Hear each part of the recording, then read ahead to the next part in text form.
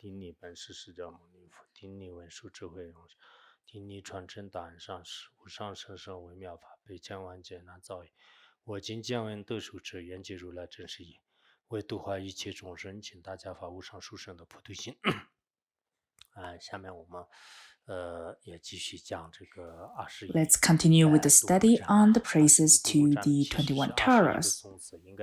This prayer consists of 21 stanzas, so simply saying the content isn't that much. However, if we analyze its meaning from different aspects, it can be interpreted from the Mahayana and Vajrayana points of view. From the Vajrayana aspect, it can also be expounded from the perspective of the generation stage, the completion stage, and the great perfection. Every stanza can be interpreted from these different aspects.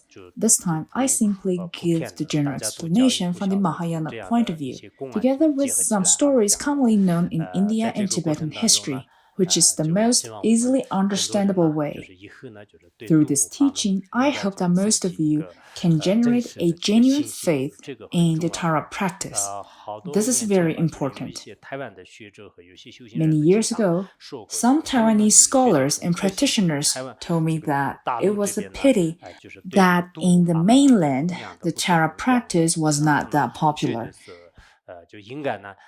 and that praying to Tara should be well embraced because lots of people do need Tara's support and blessings in every aspect of their life, such as marriage, finances, career. Many practitioners, through praying to Tara, have indeed received obvious effects and auspicious signs in their life. They are certain about Tara's swift blessing. I would also agree with them. We should not only spread the Tara teaching widely, but also engage in the practice ourselves. Regarding our personal practice, whether in mainland China or other places, this prayer has many versions of translation. Whichever version you have faith in, you can use it for recitation or practice. It doesn't have to be a specific one and to negate others. That's unnecessary. In Tibetan Buddhism, many schools, such as Madhyamika, have different translations for their main scriptures. For instance, the Diamond Sutra and the Amitabha Sutra have many versions. The Heart Sutra also has quite a few versions.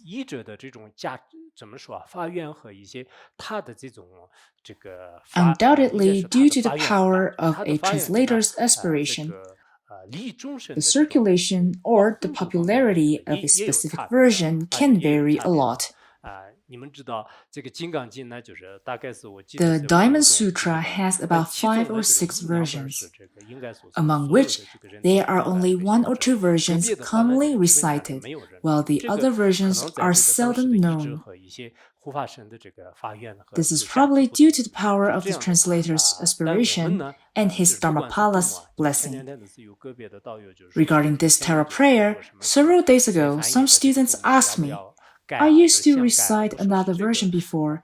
Should I switch to your translation? I said, that's not necessary. Whichever version you are used to should work just fine. Not only the Tara prayer, many sadhanas or scriptures have different versions of translation. It is very common.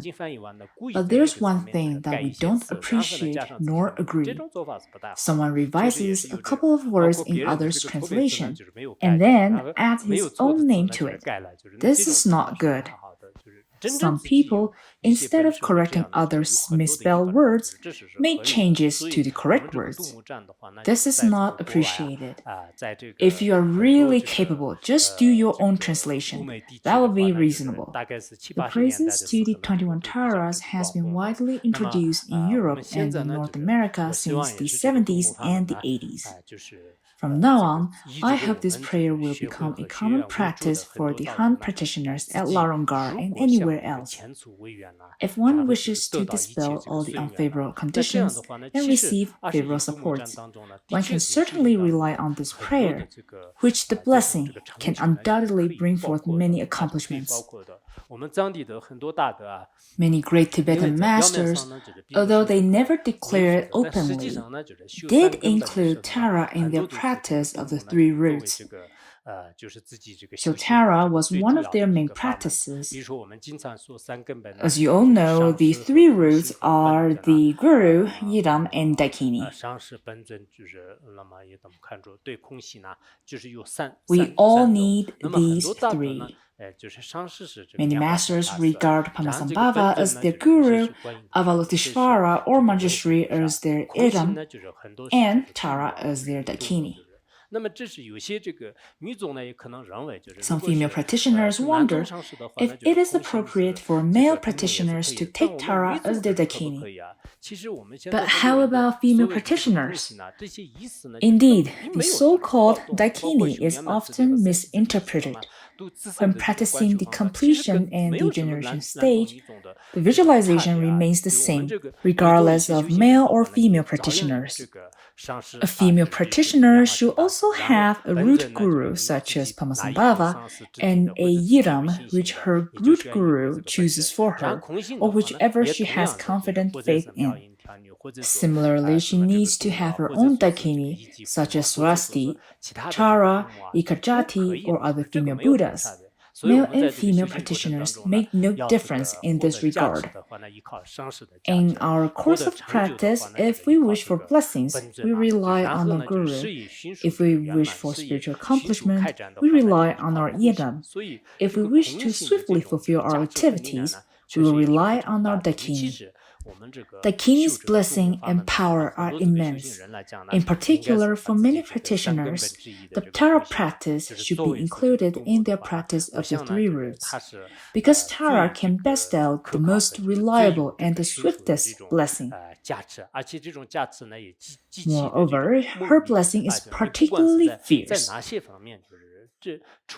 In whichever aspect, besides the karma committed from the past lives, which will irreversibly mature in this life, Tara can dispel any temporary unfavorable conditions. For some practitioners, in the course of their practice, although certain kinds of obstacles would appear, overall their practice is successful throughout their life.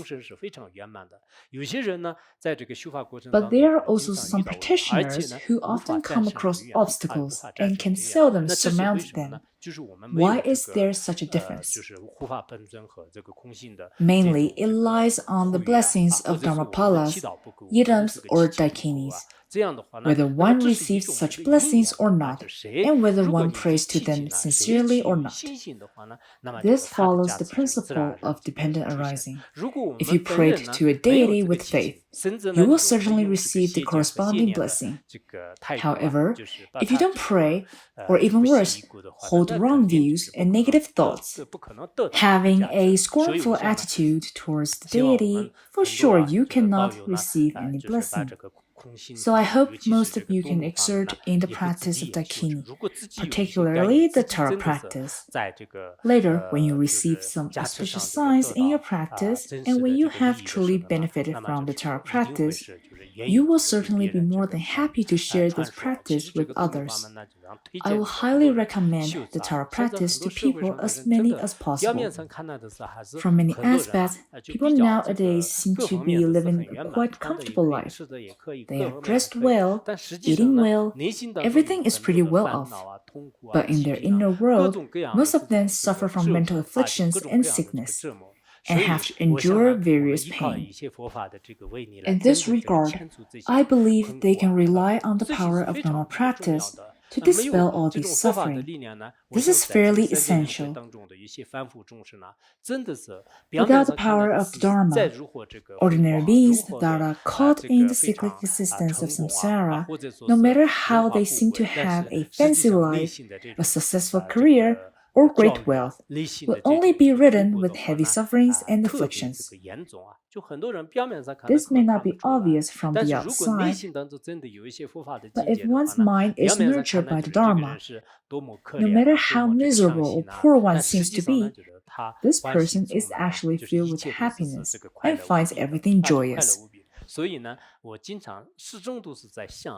I always think deep in my heart how wonderful it would be if everyone is infused with the blessing of the Dharma.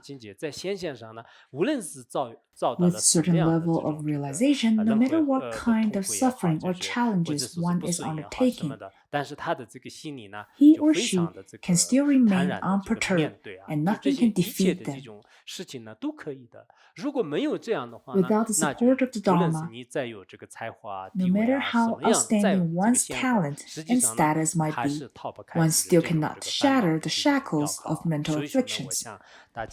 Therefore, I would encourage you to constantly pray for the blessing of Yiram and Dakini, and also integrate your devotion with your wisdom. Eventually, you can dispel the darkness of ignorance within yourselves and others. This can be of great significance.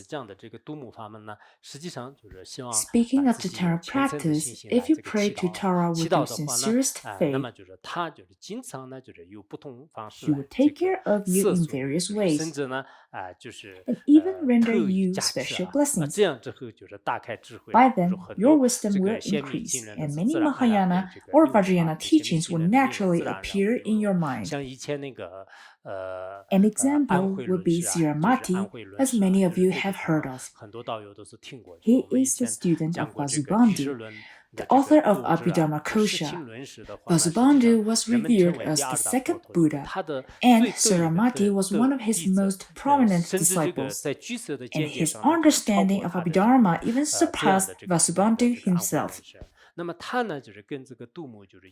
well-known Siramati exhibited auspicious connection with Tara. This story began in the former life of Siramati. We have talked about the story before. When Vasubandhu was reciting the verse summary of Prajnaparamita, a pigeon was dwelling underneath his rooftop. So the pigeon was able to listen to his recitation frequently. From time to time, virtuous seeds in the pigeon's mind stream awakened, and it would listen to Vasubandhu's recitation joyfully. Sometimes it would even bow its head with respect. It had such kind of behavior. Due to this merit, in its next life, the pigeon reincarnated into a human child in an Indian family in a country different from Vasubandhu's.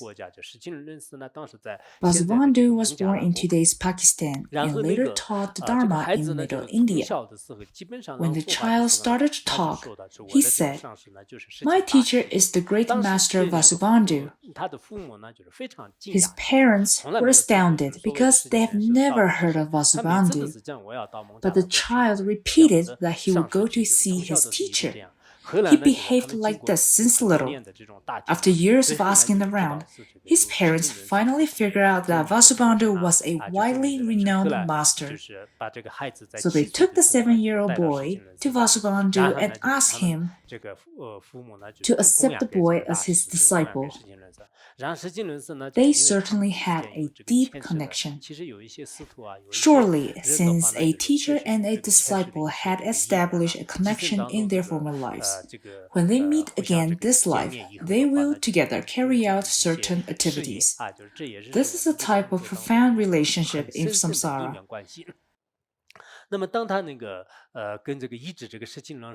As the boy studied closely with Vasubandhu, he was very diligent, intelligent, and also demonstrated great compassion. Since he had heard of Prajnaparamita in his previous life, and also had an excellent memory, he was able to follow Vasubandhu and study the Dharma diligently day by day. A while later, when the monastery was distributing the food, Siramati, a 7-year-old boy at the time, received a handful of peas, and he really liked the peas. Like in the Tibetan area, when kids get some peace, they'll be so happy and keep eating and eating. So was the boy Saramati. As he enjoyed his peace, he recalled his favorite Tara statue. He thought, it's not right that I eat the peas by myself. I should offer them to Tara. He went over to the Tara statue and made the offering. He wanted to place the peas on the statue one by one and let the Tara accept them. But the statue was too polished that all the peas slipped to the ground when he made the offering. He took it as a rejection from Tara, so he was very sad. Also, he saw underneath the statue many mice came to pick up the peas.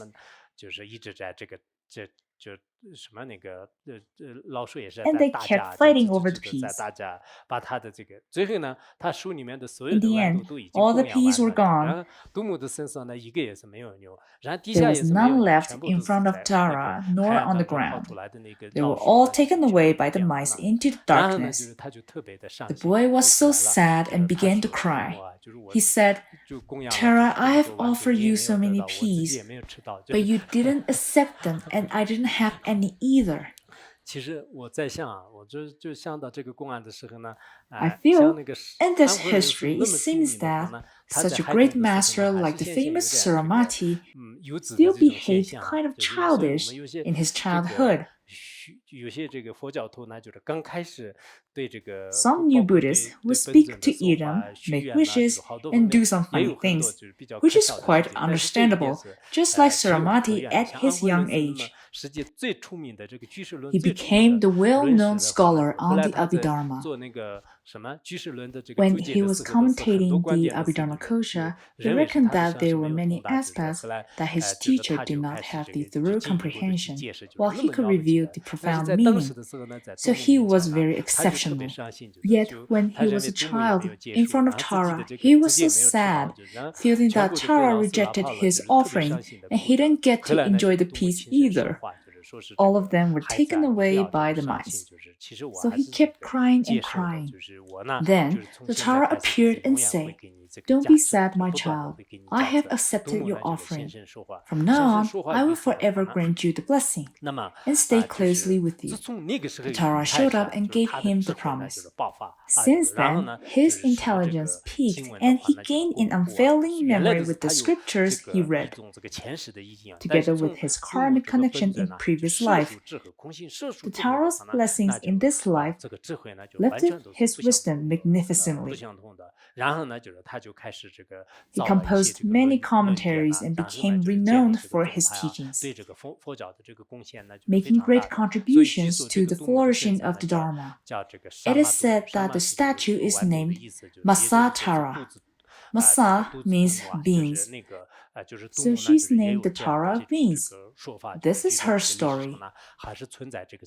I heard that the statue still exists. From the story, we can see that for whoever holds great faith in Tara, the Tara's wisdom will enter into one's mind naturally. When we visit temples or somewhere else, especially going to Tibetan monasteries, there will always be the figure of Tara in the shrine hall. In the past couple of days, I feel that, probably because I am teaching this Tara prayer, as well that I have been practicing Tara since young and have great faith in her. It seems that my devotion to Tara has gotten more intense lately. I said the other day that we must install a Tara statue in the shrine hall. When I shared this idea with others, they all agreed. Before we had some wall paintings of Tara at Larangar, whenever we visit a temple and see Tara, we should pray to her with devotion. As a result, whatever wishes we have for this life and future lives can all be fulfilled. That is the story of Saramati and Tara. Now let's move on with the prayer. We are in the part of D2, praise by way of the wrathful body aspects, in which there are 7 praises. And we will talk about the fourth one, E4, praise by way of the power of dispelling destitution. The stanza reads, Homage to you, who can summon the host of earthly guardians. Your frown, it quivers, and the syllable home delivers us all from every misfortune. 那么即是说，这个迪米呢，这个戒恶就是戒恶。This is Tara Vasuda, or Droma Nor Terma in Tibetan. The Tara who has the power to dispel all disasters and misfortunes. 这个就是这构造或者是能这个召唤能召就是所有。 She can magnetize or summon the host of earthly guardians. 有什么这个第十天呐 including Indra, 等等，就是这些， the 8 divisions of dragons and Deva, 这个就无系呢就是这个 gods of the 5 stars together with the sun and the moon, 最有威望的这些 as well as many other well-respected worldly gods, 他们就是保护这个大地的这个神 who are all earthly guardians. All of these gods, including land gods, earth gods, water gods, mountain gods, etc., will protect us because of the power of Tara. So wherever we go, say sometimes we are walking at night with fear, or we are going somewhere dangerous. If we can recollect Tara and pray to her, for sure she will dispel our fear. As of her appearance, it isn't the complete wrathful form like the other deities, but she frowns, indicating a slightly wrathful appearance. 那么她呢就是这个就整个这个面容呢就是有 Her countenance is slightly wrathful. 就是红色的就是身世呢就是红黄色吧，就是也就是 Her body color is reddish, yellow, or orange. 那么他这个手指的就是他那个就是右手的话呢 Her right hand holds the gesture of bestowing protection. 这个手艺呢，然后左手 Her left hand holds a lotus, 就是应该有这个宝瓶就是宝瓶 on top of which is a treasure vase. 那么护藏宝瓶然后呢心间呢就是 The light of the syllable home radiates from her heart. This light can dispel all the sufferings of destitution in the 3 realms and gather all the wealth, fortune, and merits. So Tara can liberate sentient beings from the suffering of poverty. In general, praying to Tara, the Tara Vasuda in particular, is the same with the practice of the wealthy deity. Many people want to have a good fortune and ask for the transmission of the Zambala practice. Since some 20 years ago, I've been requested for this teaching. I haven't given one. Maybe there isn't a good timing. It is hard to say whether wealth is beneficial or harmful for many people. With much wealth, some practitioners will be distracted from their practice. Even at Larangar, those who possess great wealth often face some obstacles. Those without it can instead maintain a pure practice. For lay practitioners, this may be a different case, since they certainly need some fortunes and merits. Otherwise, they will have difficulties to carry on with their practice. Today, this practice of Tara Vasuda is exactly the practice of the wealth deity. By praying to this Tara, her blessing will shower down wealth to us naturally.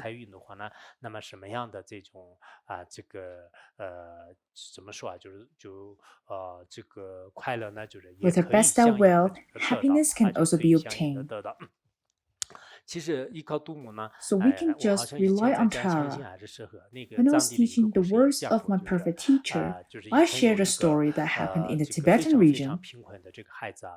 Long ago, there was a poor child who lost his parents at young and lived a life of poverty. People mistreated him, and he lived through days without meals and clothing. He had no shelters but slept in the wilderness. There was a stone statue of Tara nearby. The boy considered the Tara statue as his mother. Not having his parents around, he always thought of the Tara as his mother. Once, the boy was bullied terribly by other kids. He was so sad that he held onto the statue, called out, "Mom," and cried. A kid is crying over there. As he kept crying and crying, the statue moved and held onto the child. The boy cried, "How miserable my life is. I have no money and others always bully me." But Tara said, "Take my jewelries and don't be sad. You won't go through the same suffering again." Surely, when he returned home, he took with the jeweled necklace. Others saw it and asked how he got it. He said, "My mother gave it to me." "Didn't your mother die long ago? Where is she?" The boy answered, "She is the mother Tara." When the crowd went to see the statue, the necklace was gone, but there were no chisel marks. Since then, the boy lived with great blessing. Surely, those who are skeptical might consider this as a myth. But there are many true stories about Tara's blessing. It is impossible that all of them are fictitious. There's another story of a poor Brahmin. It happened in India. Once, he was walking. He wondered, "When will I become rich?" Then he saw a Tara statue by the roadside. So he prayed to her for wealth. After his praying, the Tara instructed him to go to a stupa in the east. He followed the instructions and found treasures underneath the stupa. So he was freed from poverty since then. There are many stories like this. I will encourage you to read some. See what will happen after praying to Tara. Long ago in India, a really poor man kept wishing for a good fortune. Then Tara manifested as a lady and instructed him to go to the east. He went straight to the east. And when crossing a desert, he fell asleep in the wilderness. After he woke up, he found something unusual. A golden gate appeared in front of him. He went through the gate and entered into the Naga palace. He enjoyed much wealth and lived there for years. After he returned to the human world, unbelievably, 3 reigns of king had taken place. He went through 3 generations of the kingdom and still enjoyed a great fortune. These are valid history that are beyond our ordinary thoughts. So I hope Han Chinese will embrace the Tara practice. Many Tibetans, after praying to Tara within a short period of time, naturally obtain great wealth. This kind of story is very common. Some people may have not practiced generosity well in their past lives, so they are trapped in deprivation this life. But this kind of poverty can be eradicated by accumulating merits of good deeds and meanwhile by praying and making good aspirations. Consequently, this kind of poverty can all be alleviated. Next is the fifth one, E5, praise by way of the crown ornament. Homage to you, so brightly adorned, with the silver of moon as your crown. Your locks are graced by Amitabha, whose gleaming rays stream forever forth. This is Tara Mangalata, or Dromaktashi Donchen in Tibetan. The Tara who brings auspiciousness. Atop her crown is a crescent moon, a very auspicious appearance.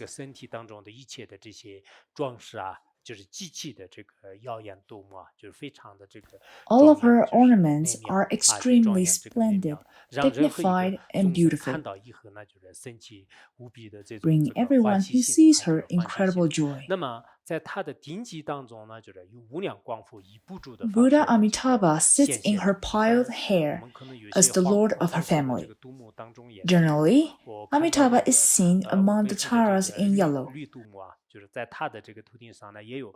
The green Tara behind me is also graced with Amitabha in her hair locks. A very tiny Amitabha. Can you see it?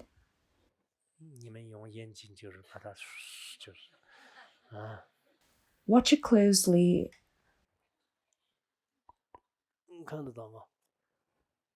See it?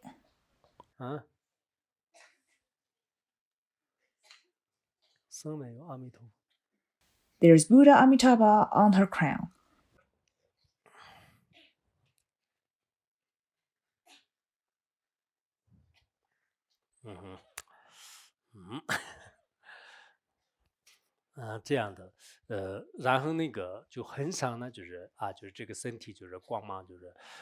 The Buddha Amitabha radiates light constantly,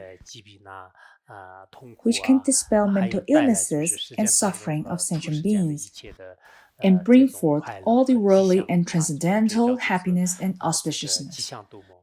So she is called the Tara of auspiciousness. Those who wish for a happy life, a good family, a prosperous career, or everything to be auspicious from the beginning to the end, to pray to this Tara. In her hand, the Tara holds an auspicious infinite knot. There should be one in her portrait. She can transform anything into auspiciousness, unfavorable conditions into favorable ones, and suffering into happiness, making all unfavorable things smoothened and perfected. We know that the Tara practice and the Pure Land practice are deeply connected. Karmachakme Rinpoche's aspiration prayer of Sukhavati says that Buddha Amitabha's right hand radiates light, which turns into infinite Avalokiteshvara. Left hand radiates light, which turns into infinite Taras, and his heart radiates light, which turns into infinite Pamasambhava. This is clearly described in Chakme Rinpoche's prayer. Those who wish to take rebirth in the Pure Land can also pray to Tara. Through praying upon your death, all the malicious non-human beings, or ghosts and spirits that may bring you harm will be cleared away. Many great masters, when passing away, had received the blessing of both Tara and Amitabha. In some cases, even their remaining relics show the image of Tara. My book, Brief Records of Those Who Attained Rainbow Body, writes about a guru named Pema Gyatso, who lived in Garza and passed away in 1997. He was a disciple of His Holiness Jigme Phuntsok Rinpoche, Upon his passing, he sat in the Dzogchen posture of finding comfort and ease in meditation, recited Pat 3 times, and then entered into nirvana. Later, the monk from his monastery told me in person that his body shrank into the size of a cubit high. After the cremation, lots of relics were shown, and among them, a small relic displayed the image of green Tara. One of his relics takes the form of green Tara. I guess his accomplishment must be related with the Tara practice. Although I didn't hear anything about his Tara practice, many great masters indeed practice Tara in their entire lifetime. This is very common in the Tibetan area. Even those who aren't great masters, but ordinary lay practitioners such as housewives, will recite the Tara prayer and the aspiration prayer of Sukhavati all their lifetime. This is common in the Tibetan area. I think the reason that his relic displayed the image of Tara must be related to his rebirth in Sukhavati. It is also mentioned in the aspiration prayer of Sukhavati that, after being reborn in Sukhavati, one can go to visit Tara's Pure Land or other Pure Lands in the east. Tara has different Pure Lands. As mentioned by His Holiness Jigme Phuntsar Rinpoche, the Pure Lands of Tara, Manjushri, or Akshobhya, speaking from a larger scale, can all be included in the realm of Sukhavati. Because all bodhisattvas in Sukhavati would go to different pure and impure lands to liberate sentient beings, and then return to Sukhavati. Therefore, all of us, especially those who claim to be the Pure Land practitioners, should never think that the Tara practice only belongs to Tibetan Buddhism and is completely separated from the Pure Land school. Some individuals in the Pure Land school are very conservative and outdated.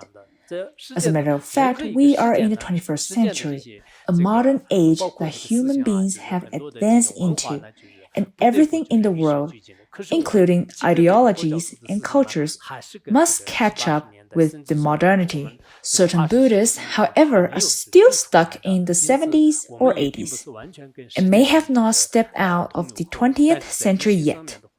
I'm not saying that we should get carried away by secular influences, but Buddhists should always have an inclusive mind. The philosophy of any Buddhist school can embrace harmoniously with other Buddhist schools without any contradiction. So, I would encourage the Pure Land practitioners to pray to Tara with sincerity. It wouldn't bring you any harm. However, without such praying, in this age of degeneration, riddled with rampant negative conditions and demonic obstacles, with the lack of protection from Dhammapalas and the powerful blessing from Dakinis, reciting the name of Amitabha only or practicing by oneself alone can hardly overcome obstacles and unfavorable conditions. Therefore, while each of us should have a strong resilience, it is also important to rely on the blessing of Buddhas and Bodhisattvas as our support and backbone. This way, we will definitely reach a level of accomplishment instead of being defeated. Next is the sixth one. E5. Praise by way of wrathful posture, or praise by way of taming ferocious beings. Homage to you, seated in a halo, blazing with apocalyptic flames. Your right leg stretched out and left bent inward. Immersed in joy, you crush legions of foes. This is Tara Ripulchakra Vinasini, or Droma Drapun Joma in Tibetan. The Tara who destroys the power of enemies in war. She sits in the midst of blazing flames, and she is red in color. There is a Vajra on top of her lotus flower. What about her power? By her flames, she can destroy vicious devils and Tartikas and liberate them to the pure Buddha field. The power of her flames resembles that of the eon-ending conflagration. She is seated in a halo blazing with the eon-ending flames, and such flames can destroy any external harms. Those who pray to this Tara will have a Vajra garland of protection. As we often say, the Tara practitioners are protected from external harm doers.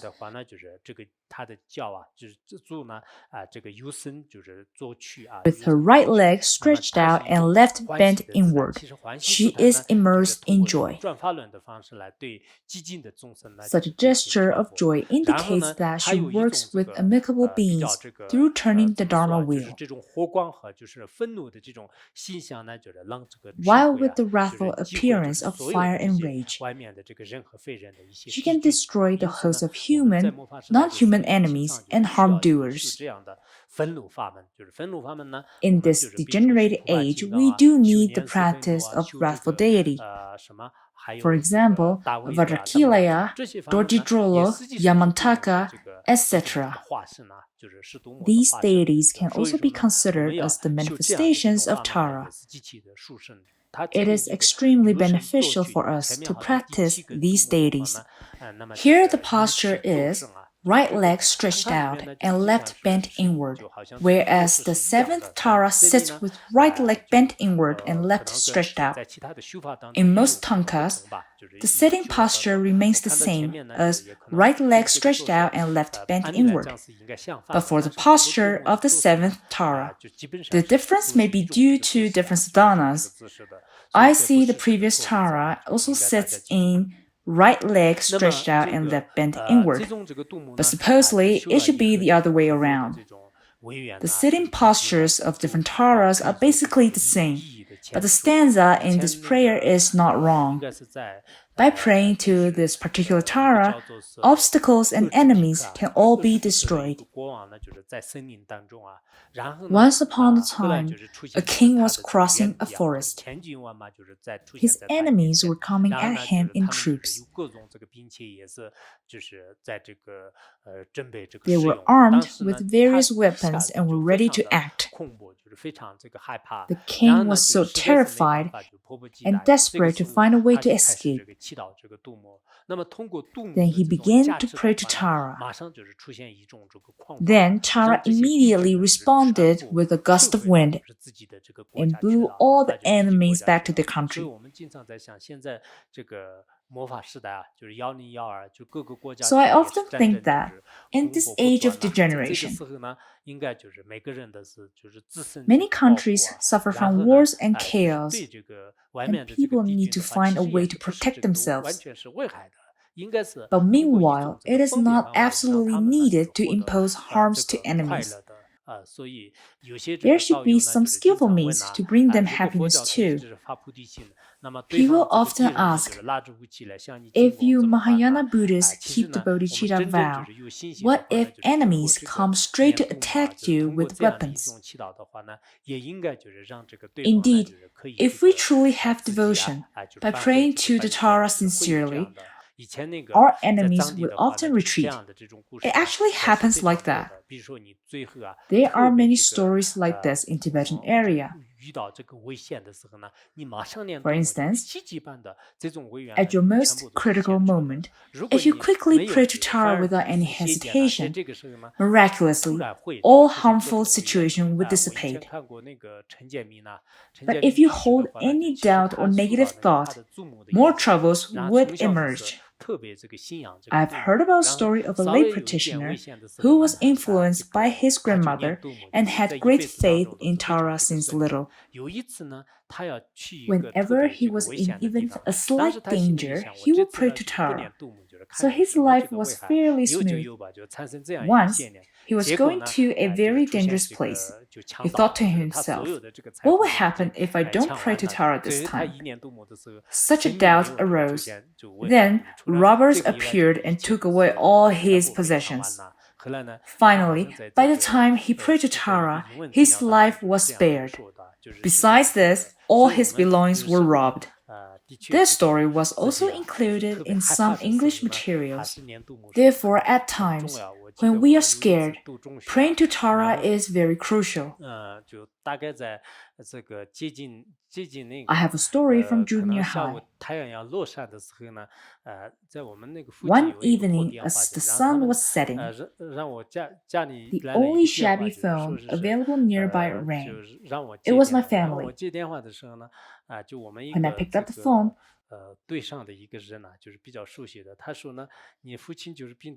an acquaintance from a village told me that my father was terribly ill and asked me to hurry back home.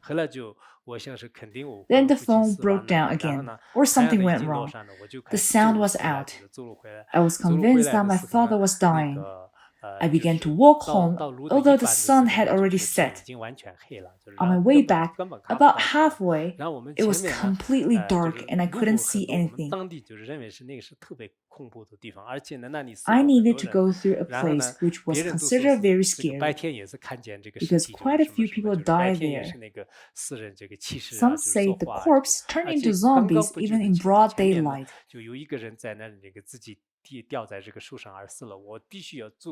And not long ago, someone hung himself on the tree in that place.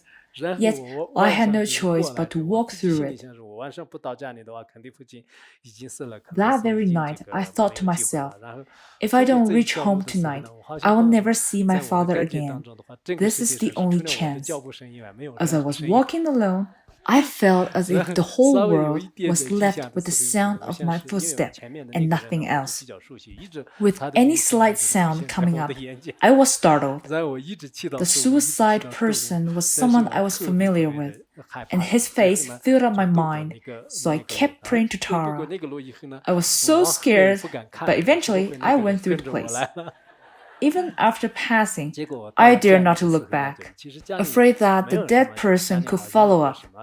When I got home, there was actually no big deal. My family had some good news, so wanted me to return soon. They worried that I couldn't get the permission to leave from school, so they made it sound very serious. I then started crying, thinking that what a night it was. I got home at around 3 a.m. In such a deep night, I did believe it was due to the blessing of Tara. Otherwise, I could not return safely. Just a bit of sound would terrify me. Not to mention about ghosts or spirits, I would be petrified. Also, that mountain road was very narrow, difficult to see at night. It left me with a deep impression. So, if we can recollect Tara constantly in our life,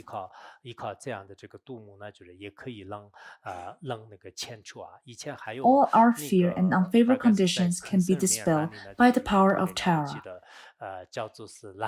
Long ago in Kashmir area, there was a prominent master named Devasingha.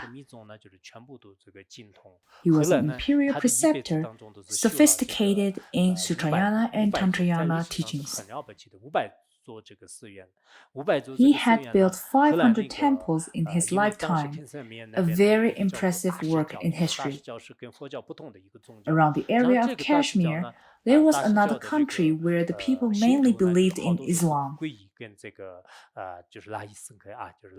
However, many of them were converted to Buddhism and went to take refuge in front of Devasingha. The king of that country was very angry and put the master in prison. Being in prison, Devasingha silently prayed to Tara.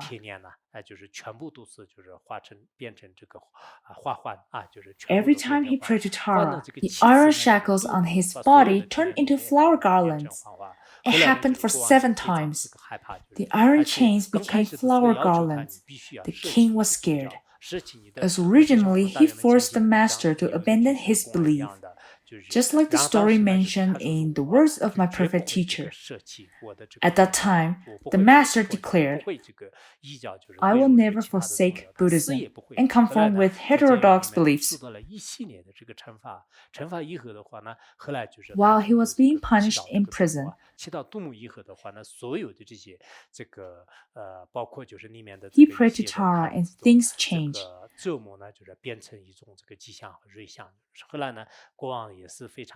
All the tortures turned into a sign of auspiciousness.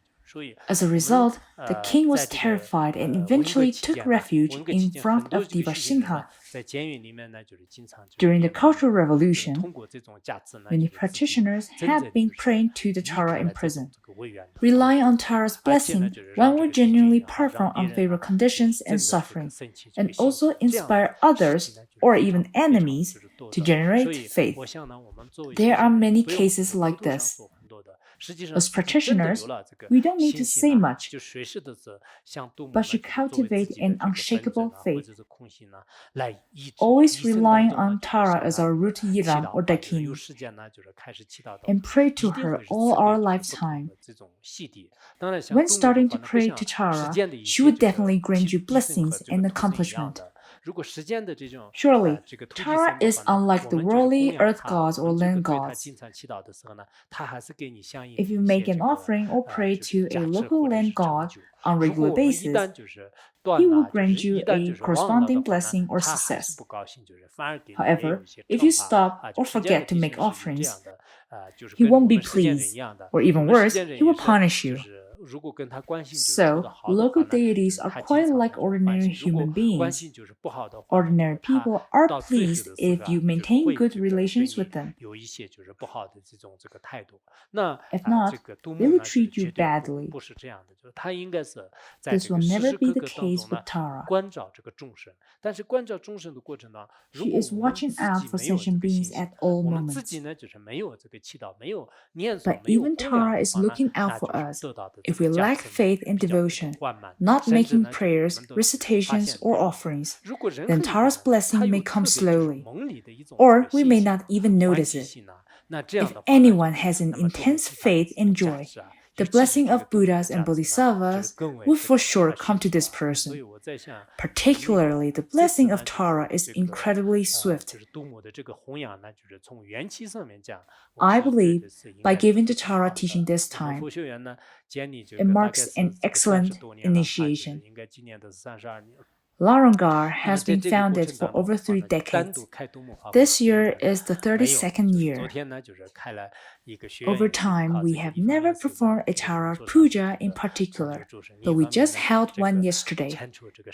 With this puja, the Sangha pray for the long life of Lama Munso and also to dispel various disasters in the world. Especially nowadays, many disasters take place, such as tsunami, earthquake, terrorist attack, epidemics, etc. In recent years, we must be aware of the increase of snowstorms and various catastrophes. While the outside world is so chaotic, the inner world of each of us could also be frequently afflicted by various problems. Physical sickness, career crisis, or family conflicts, they have so many difficulties. Some people told me that they had been enduring constant and non-stop suffering these few years, and nothing was smooth. It seems that nowadays there are very few who consider themselves to be very happy or have a smooth life. Monastics may be better. Some monastics are kind of okay, some are kind of dull, while some are absent-minded, like a dreamy state described in the Dzogchen realization. Seems like they have reached a certain level of realization. If it is true, I'll be happy for them. But many ordinary people are more stressed. From the outside, the economy and the overall conditions in China are pretty well off compared to other countries. But those powerful nations, such as the States, Japan, Singapore, are struggling with economic crisis. Their overall economy and national power are declining, which creates more tension and anxiety to the whole world. This situation is quite obvious in big cities. Compared to 2 decades ago, people's mental anxiety has heightened. And the same goes to physical stress. It seems that people struggle to catch up with the fast pace of the world, and they have to spend all their efforts and lead a toilsome life for several decades. I heard that some people wanted to take on monasticism right after visiting the charnel ground, but this is too rushed. No matter what, we can see that besides the Dharma, people can hardly find a bright future from anything else.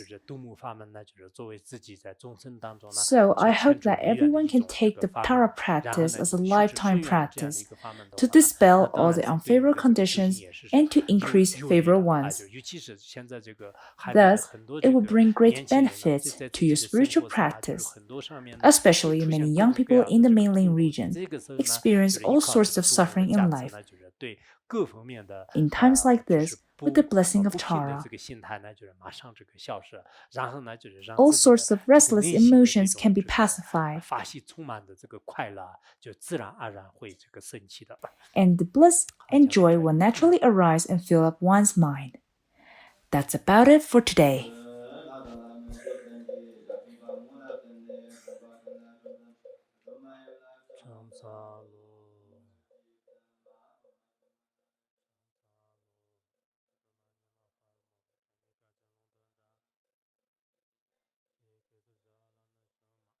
Gidawa kanda kawa jani thomba jar karma thom troto banam ji rap te che oram barma samputangas Pamishan and Abraham, Jimbaton to Katuja, the Patam to Nyama, Santa Tevina Shipit, Diana Brajarashuma, Mali Parashamba to be generation is in the Tema, Santa Tadara Hoyik, Notan Sotanam Gakama, Jitan Damboja Jimnandi, Libami Prankupranim, Santa Javana Mela Tamba, Lonanaton. Jumborona Jadanam Don, Nojun Toji Matoma, Santa Chijatan Paji, Paran Goraptan Juma. Nandi membran te ba shin tan ba ma chong te ren ji ba shin bo de je hwa wo nam ren jom ma chi chi jan na ton ye dam da wo tam jen ma li som ma chong tru kom jo sam te sha ji sur mo te kran na bro jam ma li jo jin ko lo jam be rang ge go ji Shang te rap te ga je be wo jin go jim chang a be ma ja ba rap je te da ra ye te tan ji te na wang tan dam ma ja te ta ji jong we to na ma tam jen ge ren ni 中牛有一个红根，澎湃他们真那不中嘛，兄弟单位单位我见了见把他们去心等办嘛，认为中那欧皇美丽到百姓都。兄弟个把他们没得人把人称为那尼嘛，也将要个跟你过了给，这也红个那不然中嘛，兄弟他是我那些黑，他见他们下激动，中年这样的一个红根，人把人不能进给嘛，兄弟的嘛给嘛是嘛，两人的必须人人，所以我们样他单别的把新本就嘛人嘛，兄弟跟你。Jailin rap tangimma ikijing akikope riba hole dormanyamma samtatri jamna dape hongena bisawanyamma ramandara dambu jitang tan mayo anyamma samtalain tu enamna rutata janam namma tarani Mali Panasirma, Samtalai Tonamajarpo, Hatam Bagam Chief Dimma, Kaniko Chagaji, Totam Malam Abasirma, Santranimata, Jipa, Shani Pola Orasa, Harani Jutadara, Yish and the Draboram Nasirma, Santat. Jivan Tatayanta Dhamma, Tundarono Jantonam, Jambatari Ramjonyam, Stavamajito Pantata, Santravananis, Stachu, Sonamandi, Tamchanatu Panya, Tomni, Pintanama Pamchi, Jagana.